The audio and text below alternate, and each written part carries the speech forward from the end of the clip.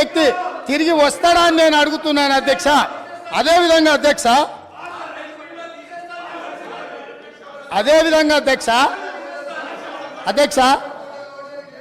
అదేవిధంగా అధ్యక్ష వీళ్ళు ఏదైతే వరి ఈరోజు తెలంగాణ రాష్ట్రంలో ఇవాళ పసుపు పోయింది, చెరుకు పోయింది, కందులు పోయినాయి, మిరప పోయింది, పత్తి పోయింది, ఇట్లా ప్రత్యామ్నాయంగా సోయాబీన్ పోయింది. కమర్షియల్ క్రాప్లని ఈ తెలంగాణ రాష్ట్రము భూమి యొక్క నైసర్గిక స్వరూపము ఎన్నో రకాల ప్రత్యామ్నాయ పంటలు పండించడానికి సారవంతమైన భూములు ఉన్నాయి. ఈ సారవంతమైన భూములలో వివిధ రకాల పంటలు పండించడానికి అవకాశం ఉన్నా ప్రభుత్వ సహకారం లేకపోవడం వల్ల, ప్రభుత్వం నిర్లక్ష్యం చేయడం వల్ల ఇవాళ చెరుకు పోయింది, సోయాబీన్ పోయింది, మొక్కజొన్న పోయింది, పసుపు పోయింది. ఇట్లాంటి పంటలన్నీ పోయి ఓన్లీ వరి పండించే పరిస్థితి వచ్చింది. వరి పండిస్తే ఒకనాడు కేసీఆర్ గొప్పగా వరి పంట అద్భుతం అన్నాడు.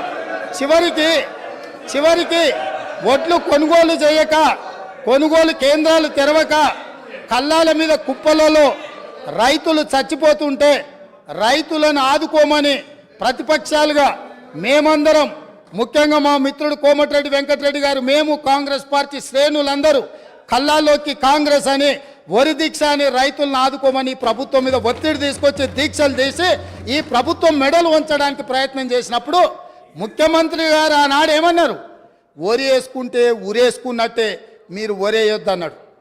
నేను అడుగుతున్న అధ్యక్ష మీ ద్వారా ఈరోజు అక్కడ కూర్చున్న వాళ్ళను, ఆనాడు చెరుకు కానీ, పత్తి కానీ, మిర్చి కానీ, సోయాబీన్ కానీ, పసుపు కానీ, కందులు కానీ, మినుములు కానీ పండించకుండా, ఆ రైతులకు సహకారం అందించకుండా, ఆ రైతులను అందరినీ వరి పండించడానికి మళ్ళించి వరి పండించినప్పుడు ఒరేస్తే ఉరేసుకున్నట్టే అని చెప్పిన ఈ ప్రభుత్వం, ఈ పార్టీ, ఈ నాయకుడు రైతులందరినీ ఒరేసుకోవద్దని చెప్పి ఈ ప్రబుద్ధుడు మాత్రం ఫామ్ హౌస్లో 150 ఎకరాలలో వరి పండించిండు అధ్యక్ష.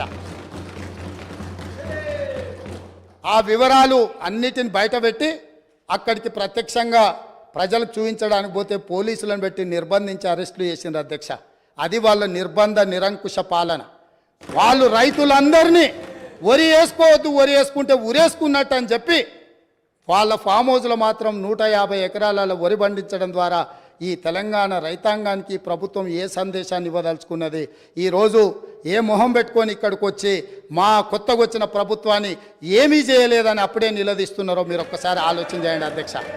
అదేవిధంగా అధ్యక్ష, ఈరోజు కేంద్ర ప్రభుత్వం ఆనాటి ధరలు, కనీస మద్దతు ధర వరికి 1960 రూపాయలు ఉన్నప్పుడు రైతుల నుంచి దళారులు కావచ్చు, మిల్లర్లు కావచ్చు, లేకపోతే ప్రభుత్వంలో ఉన్న పెద్దల యొక్క కుమ్ముక్కుతోటి 1400కు 1500కే క్వింటాల్ కొంటున్నప్పుడు ఎసెన్షియల్ కమోడిటీ యాక్ట్ కింద పీడీ యాక్ట్ పెట్టి బొక్కలేయాల్సిన దళారులను వాళ్ళు అంటగాగి 1400కు 1500కు వరి అమ్ముకుంటున్న రైతులు ఆత్మహత్యలు చేసుకుంటుంటే ఈ ప్రభుత్వం ఆనాడు వీళ్ళు ఏం చేసిందో మీరు ఆలోచన చేయండి అధ్యక్ష. ఇదే కాదు, తడి పేరు మీద, తాలు పేరు మీద క్వింటాల్కు 10 కిలోలు తుట్టి తీసి రైతులను దోసుకుంటుంటే, అహర్నిశలు అహోరాత్రులు కష్టపడ్డ రైతు పండించిన వరిని దోపిడీ చేస్తుంటే, తుట్టి పేరు మీద, తాలు పేరు మీద తీస్తుంటే ఒక్కరోజైనా ఈ ప్రభుత్వం ఆ రైతులకు జరుగుతున్న అన్యాయం మీద ఈ మంత్రులు ఎవరైనా క్షేత్రస్థాయిలో పర్యటన చేసి ఈ విధంగా దోపిడీ చేస్తున్న వాళ్ళని నిలదీయడానికి ప్రయత్నం చేసిందా అని నేను అడుగుతున్న అధ్యక్ష మీ ద్వారా. ఇదే కాదు, ఇవాళ నేను సూటిగా సవాలు విసురుతున్నాయి ఈ ప్రతిపక్షానికి. పేద రైతులు పండించిన పంటకు 1960 రూపాయల కనీస మద్దతు ధర రాలేదు. కానీ ఫామ్ హౌస్లో పండించిన వడ్లకు 4250 రూపాయలకు క్వింటాల్ దాకా వాళ్ళు అమ్మిన రాలేదా?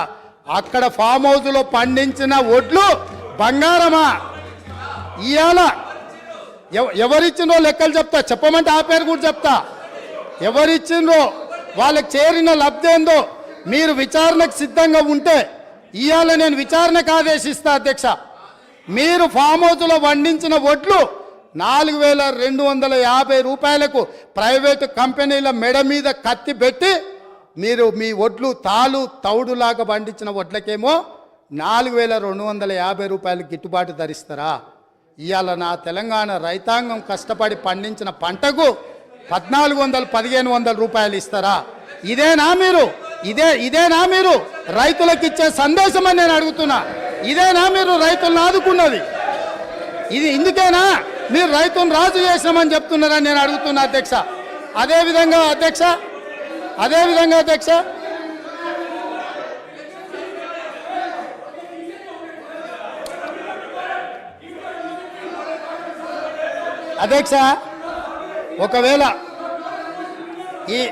ఒకవేళ ఈ పార్టీ ఫామ్ హౌజ్లో 4,250 రూపాయలకు వడ్లు అమ్మలేదు అని అంటే నేను విచారణకు ఆదేశిస్తా. వాళ్ళు ఒప్పుకుంటారేమో అడుగున్నారు అధ్యక్ష.